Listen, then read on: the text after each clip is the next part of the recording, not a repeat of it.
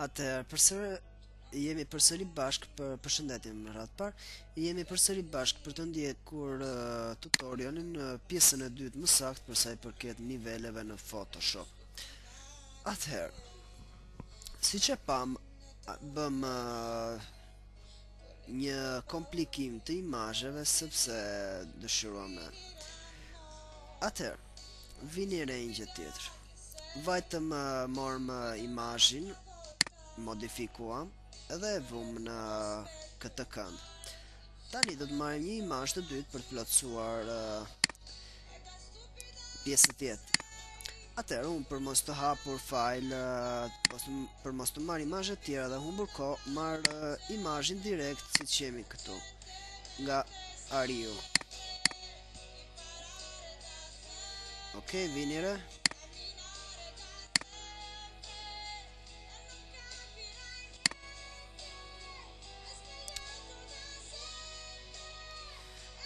Okej, atëherë vini re sa e thjeshtë është. Marrim një imazh tjetër.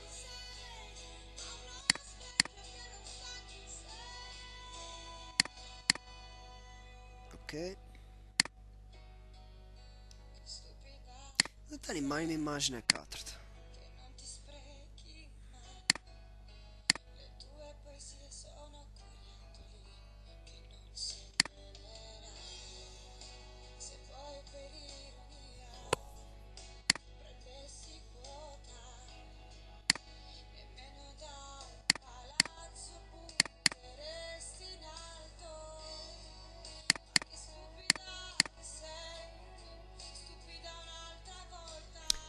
Atëherë,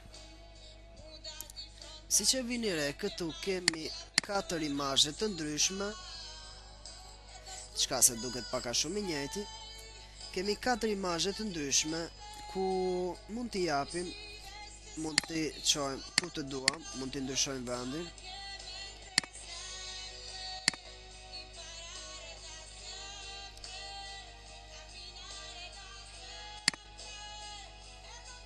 Mund t'i ndryshojmë vendin sa herë të duam, domethënë. Vini re. Kjo bëhet me anë të zgjedhjes së nivelit. Vini re, ky për shembull, Hyundai Ariut është niveli 4, okej? Niveli 3 dhe niveli duhet të jetë niveli 6, okej? Vini re si ndryshon ngjyra blu këtu.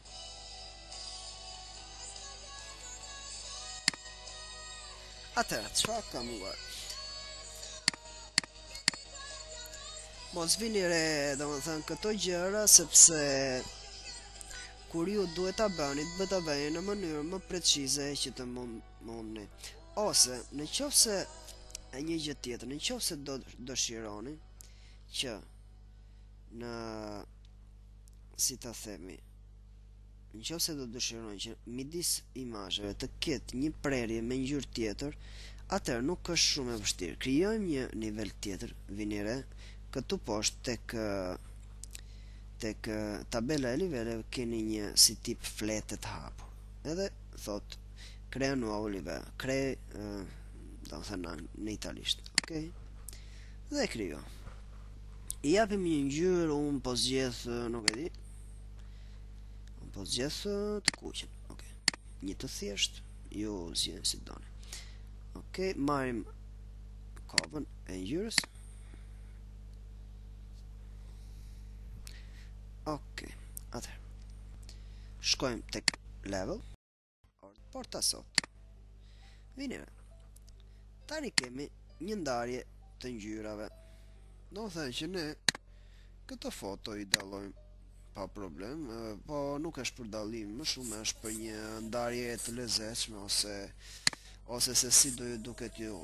Ju kujtoj gjithmonë që ju mund të bëni çfarë t'ju do shefi juaj, edhe pa, domethënë, mund t'i bëni kështu, mund t'i bëni një, mund t'i bëni 2 foto të thjeshta, por kjo është më shumë për t'ju shpjeguar se si punohet me anë të niveleve. Atëherë, i bëm gjitha këto. Mendoj se pak a shumë mos më merrni për profesor sepse nuk jam, kështu që nuk i di fjalët e dura për të përdorur, dhe tani ka ardhur momenti të bëjmë një nga gjërat e fundit, që është një mask tjetër, por më shumë për ndriçim. Atë e krijuam, i japim një ngjyrë, unë po zgjedh blun. Okej, atë cover, level, ordina, porta in primo piano. Atë level, siç e pam, kemi një ngjyrë të blu. Okej, por këtë ngjyrën e blu ne do e përdorim vetëm te 4 fotot. Atëherë si të bëjmë? Prap livello, nuk e dis, dhe ordina, porta sotto. Do më thënë çojeni mbrapa. Okej? Tani merrni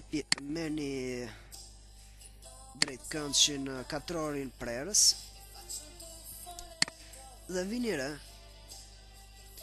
Unë dua që edhe kjo shkronja më sakt të jetë në ngjyrën blu, në atë ngjyrë që ne do i japim. Okej? Më falni, bëra një gabim. Duhet ta bëjmë në të kundërt, sepse të kundërt do presim. Okej? Dhe tani me anë të cancel presim. Okej? Vini re se çfarë ka ndodhur. Ndoshta juve nga shtëpia o ku jeni, ju ka ngjarë sikur unë preva një diçka këtu, po jo. Duhet t'ju kujtoj gjithmonë që unë po punoj me anë të niveleve, kështu që isha në nivelin 8. Çdo më thënë që unë preva nivelin 8, do më thënë ngjyrën blu, edhe preva anën ku ishte ariu, kështu që më ka ngelur ana ku është. Atëherë shkojmë përsëri tek level dhe e çojmë në plan të parë. Okej, vini re, u zhduk në imazhet. U mbuluan më saktë, u zhduk. Tani unë zgjodha blu një ngjyrë të shpejt, po ju mund të zgjidhni çfarë doni. Atë shkojmë tani tek opacità. Tek siç e shikoni këtu kur shtyp nivelin, keni 200%. Okej? Shtypni 100% e parë dhe shkoni në 23, 25, 23, 30% si doni juve. Okej, klikoni jashtë. Dhe po ashtu edhe riempiment, do thënë mbushja, bëjnë 30 deri në 40%. Okej? Klikoni jashtë. Okej? Atë. Tani vini re se si ndryshoi kjo ngjyrë. U bën një ngjyrë blu, një blu e lezetshme, domethënë. E këto zakonisht quhen format. Ndoshta zëri nuk dëgohet shumë mirë sepse na ka zënë pa grivi. Atëherë, vini re pa formë dhe vini re se çfarë ngjyre merr me anë të formës. Okej? Shumë mirë. Atëherë, tani me që kemi edhe shumë minuta s'ke, mendoj se tekstet i keni mësuar si shkruan edhe pa problem. Nuk po vendos sepse kam dhe 1 minutë e gjysmë kohë, s'kemi kohë.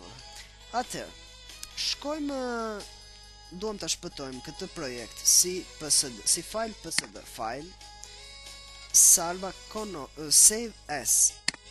Salva con nome, varet se si e keni kompjuter.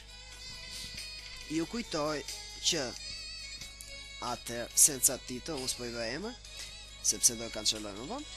Atëherë, ju kujtoj gjithmonë që këtë fajl duhet ta shpëtojnë në Photoshop, PDD, okej? Apo, në rregull. Atëherë, nëse këtë foto ju pëlqen, e keni gati dhe çdo gjë në rregull dhe doni që ta stamponi, shkoni tek file, salva con nome, save as gjithmonë dhe bëj në formatin JPG, domethënë.